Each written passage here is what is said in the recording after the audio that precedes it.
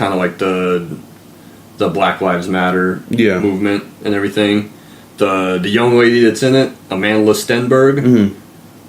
I told you guys before about Toni Collette being probably like one of the better, and if not the best, female performance of the year. I think this young lady, Amanda Stenberg, if she's not in the mix for like one of the best female performances of the year, then you're doing it wrong. She's really good in the movie. She's fantastic, and I hope she gets a chance to do something bigger very soon. And the guy that plays her dad, a guy by the name of Russell Hornsby, who's in Creed too, by the way, for like a few minutes. He's very, very good in the movie. I hope he gets recognition off of that. He's been around in a bunch of stuff before. He's no one new.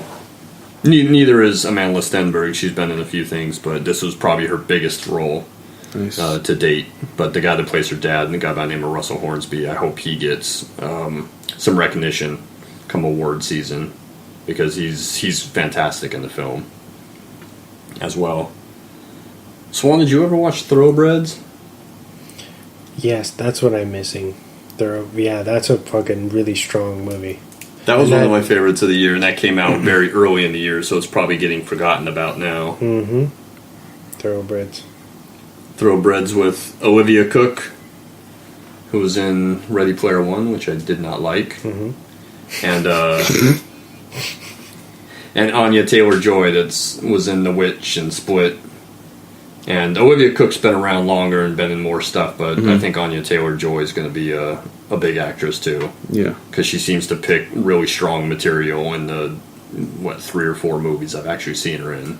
She was in Morgan too, right? Yes, she's in Morgan. Yeah. Morgan, Split, The Witch, Thoroughbreds. I'm trying to think if I've seen her in anything else big. She's going to be in Glass. She's going to be in Glass. But that was good. It was kind of like a Heathers, almost. There's a lot of really funny stuff. Anton Yelchin. Yeah. That's like his last movie that he made. R.I.P. R.I.P. He's really good in the movie. He's really funny. Okay. He kind of plays like the drug dealer, but he's like the inept. Yeah. Like drug dealer, he's the guy that they hire to, can you please kill my stepdad? But he's inept, and he's obviously like older than them, but he's like hanging around like trying to sell drugs to these kids that are probably like 5 or 6 years younger than them. And he's got a really funny introduction, and his scenes are really funny in the movie. Nice. And that was one that I was trying to recommend like pretty early on, because it was a smaller film, and I didn't know how big it was going to be or how much of a release it was going to get. But I remember telling Wesley about it, like, watch this movie. It's really good. It's really funny. I think I mentioned it a while ago. Like, I think I mentioned it when the trailer came out. I talked about it for a second. Yeah. It's pretty fun. Because I think it was because of Anton. Yeah, I saw I was like, oh, he's in this movie. Yeah, I don't know when it was shot, because he's been dead a couple of years now, so it must have been, like, they must have shot that, like, just before he died. Well, I could be wrong, but I thought it was Green Room was his last finished film. So maybe Thoroughbreds was shot a few years back, and they kind of held off on it. That's possible, and maybe it played like the festival circuit for a while before they actually released it. But it came out a good 18 months after he had died. Yeah. But that's a really funny black comedy. And the two girls are fantastic in it, and Anton Yelchin is really good. And it has a memorial thing for him at the end, right? Yeah. Check that movie That's out. one I think it's streaming now, or on HBO or something. Is it? I think it just hit like HBO. Nice. I just bought the Blu-ray. Oh, did you? And I watched it for the first time, and it was brilliant. It's like, shit, Chris. You know what you're talking about sometimes. Sometimes. Apparently, not with sharp objects, though. No, I could respect that. I could see where you would be think it was dragging a little bit. Oh man, it was getting to parts where I did not care. I didn't care. What else? Anything else? Infinity Wars. That's good. I don't know. That was a good one. I don't know. I can't think of any other ones. I don't see that too many movies. I don't see too many movies. Black Panther? Yeah, that's pretty good. Well, when I first saw it, I was really underwhelmed by it. Mm-hmm. I felt like it didn't hit me the way I thought it was. I don't know. I felt like Michael B. Jordan's character was kind of lacking. Really? That's just my opinion. See, and I thought he was the best part of the film. Really? Yeah. Well, besides Shuri. Did you want to give me back that steelbook? No, I love the movie now. I've watched it so many times. It's on Netflix.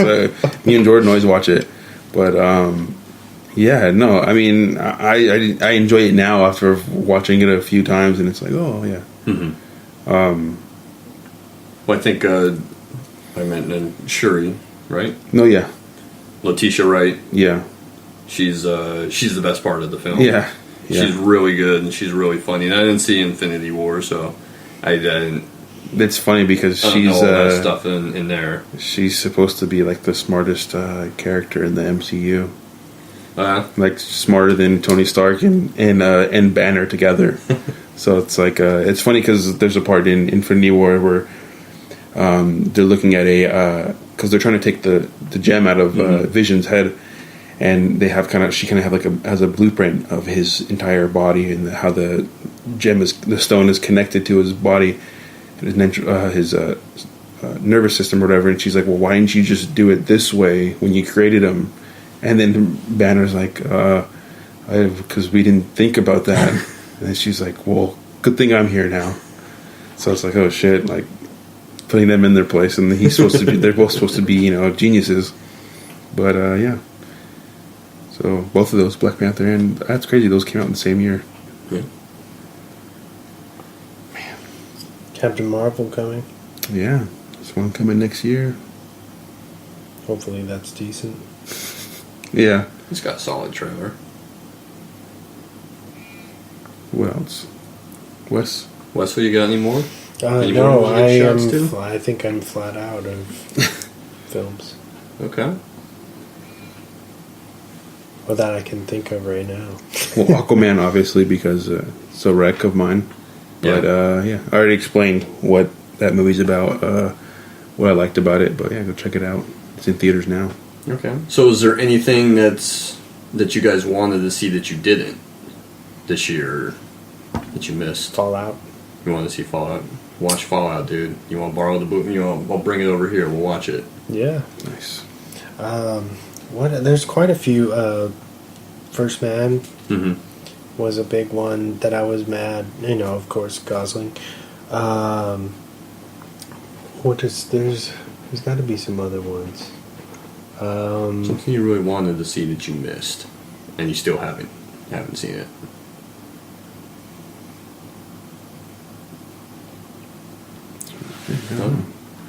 I really want to see Roma. Mm-hmm. I know it's on Netflix. Yeah. I'm holding off on watching it because I'm really hoping I'll get to see it on the big screen. Mm.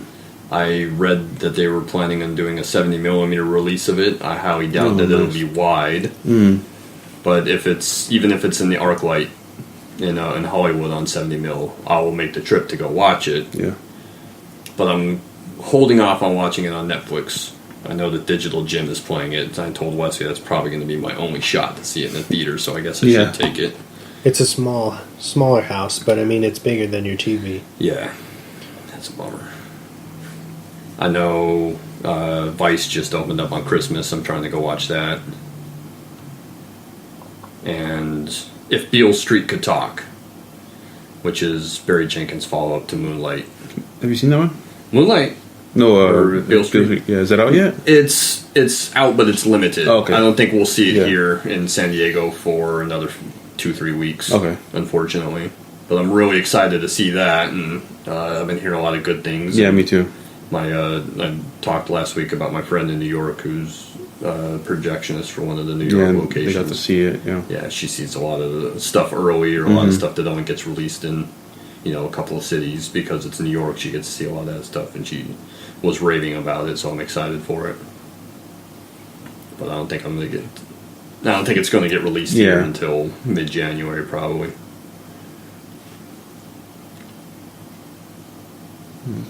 Is that it? I can't think of any movies that I wanted to see. I mean, you guys mentioned a lot of movies that you want to see. That I wanted to see, yeah.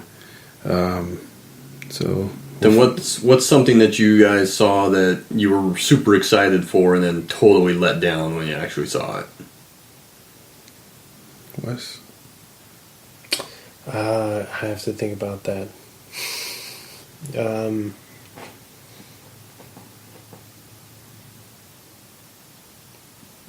Something that wasn't really... it didn't come out in theaters, but it was Cloverfield Paradox. Mm-hmm. I was really excited for that. Came out of nowhere when they dropped the trailer. For the Super Bowl. Yeah, right. Go watch the movie after the Super Bowl on Netflix. But I had high hopes for that one. Some parts were pretty... I thought were pretty interesting. Some of the concepts were pretty cool, but overall it was kind of everywhere. Mm-hmm. And didn't really see where they were going with it. And it's only intertwined in that type of that universe until at the very last 5 seconds of the movie. Yeah, it obviously wasn't made to be a Cloverfield movie. Yeah. Just but decided to slap the name on it. It didn't show the monster for 5 seconds. Did you guys know that Quiet Place was going to be a Cloverfield movie? Yes, they did. Was it? That, yeah. For a while, and then they were like, never mind. Yeah. Yeah. That's funny. Well, so was Overlord. Overlord was supposed to be a Cloverfield movie, too. Oh, really? Originally, yeah. And then it was strong enough that they were able to stand on its own. That's a movie I wanted to see that I didn't get to see. I was debating whether or not to go watch it, but it was getting a lot of good reviews and a lot of good write-ups, and I heard it was a pretty solid film. Okay. I know, because I sent you the trailer when it first came out, right? It's like a monster movie. Yeah, with the old school kind Nazi B, zombies. B movie. Pretty much. High-end B movie. Yeah. That looks pretty good. So hopefully I get to catch it when it comes out on Blu-ray. Mm-hmm. Yeah. Probably have a pretty cool steelbook or something. Wesley, anything? I'm trying to think. There's something that just completely lets you down.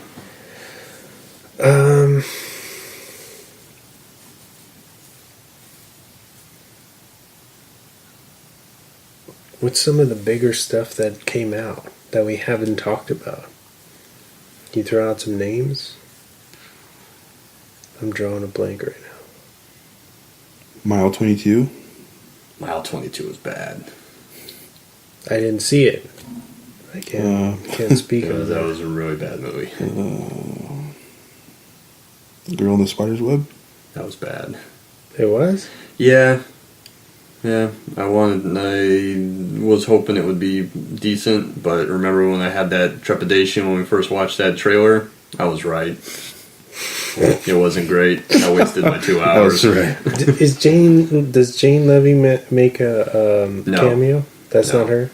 Okay. No, that's not her. It was the beginning, right? That like big scene that opens the trailer. Mm-hmm. You thought it might be Jane Levy as the wife. No, it's not. Oh, okay. It should have been. The Meg? The Meg? Oh, yeah. I mean, I saw the Meg, but I wasn't expecting anything. Yeah. Come on. Isle of Dogs. Isle of Dogs is good. You like that one? No, I'm just naming off movies. Bohemian Rhapsody. I know that Wesley really liked Bohemian Rhapsody. Mm-hmm. I thought it was okay, but Rami Malek's really, really good in the movie and those musical sequences, especially the Live Aid performance that closes out the movie's really fucking good. Death Wish. We got into that. We talked a little bit about that last week, which I didn't see. I don't know. Johnny English Strikes Again. No, I don't know. There's a bunch of movies. Creed 2, The First Purge, The Nun. The Nun. There we go. There you go. Yeah. That's what I was... super overhyped. It's good. It's a good gothic